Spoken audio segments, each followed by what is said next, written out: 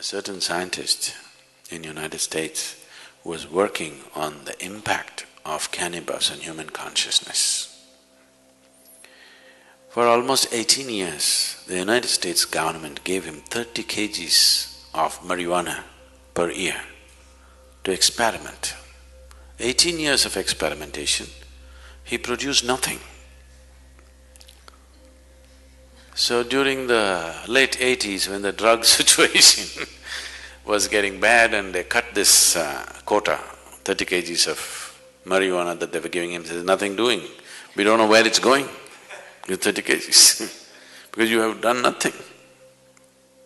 He tried to explain that he has done so many things but still it's not come to conclusion, but they said nothing doing and cut the marijuana quota. So he moved to Israel. The Israeli government looked at his work and they decided to give him. So they gave him the same 30 kgs of kilos of marijuana for another 6 to 8 years. Then he came up with this. He actually produced proof that within the human brain, every human brain, there are millions of cannabis receptors. So this information, what to do with this, they do not know, they threw it across. They gave it to the anthropologists, they gave it to the physiologists, they gave it to the neurologists, they gave it to all kinds of people. There are millions of cannabis receptors in the human brain. What is the explanation? How? Why? So anthropologists said maybe at some point in history, maybe everybody was doping, which cannot be because in many parts of the world it doesn't even grow. So various kinds of explanations came, nothing sensible came out of it.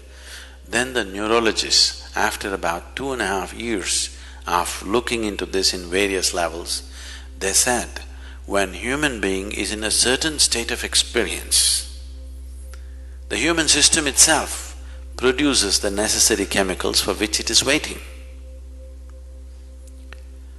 So, these millions of cannabis receptors are waiting for you to produce it. Those who could not produce it, they try to put it from outside and damage the system. Look at me, I'm always blissed out. Look into my eyes and see I'm stoned. Never been on a substance, but always stoned. Because the very system does this. So, in India there's been enormous, in the yogic systems, there's enormous focus on the pineal gland, you know? You know the pineal gland?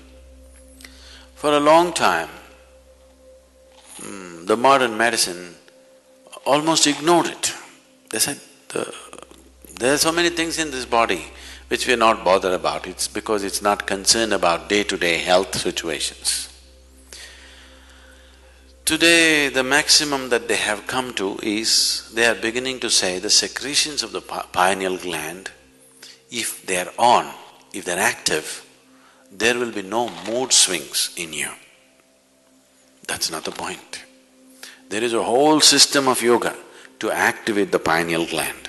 If you activate this and if it generates sufficient amount of secretion, you will be ecstatic every moment of your life. Simply every cell in your body will be bursting all the time.